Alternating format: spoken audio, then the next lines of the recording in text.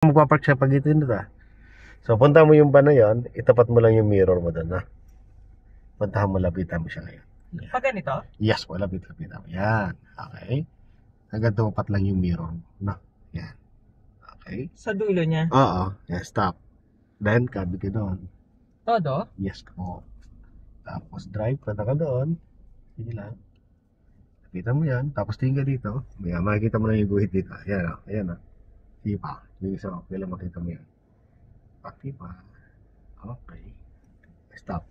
O, lagyan mo sa reverse. Tama ba? Kabi ko. Yes po, lagyan mo sa reverse.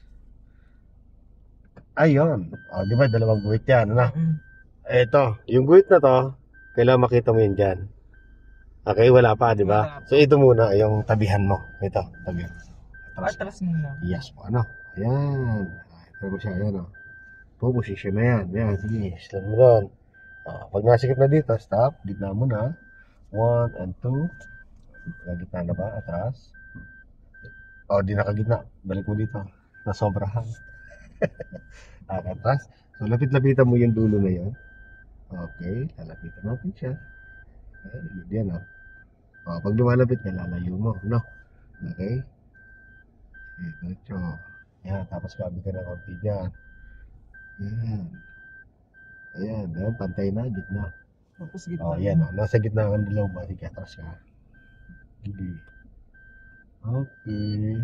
Sige, lapit. Dito na. Lapit Pwede na siya. pa? Yes po. Dahan-dahan lang. Stop.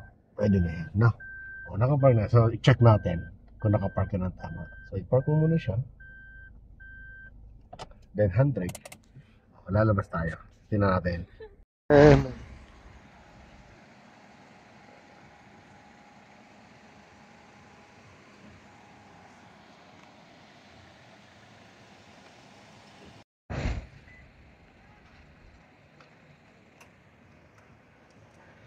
Okay na.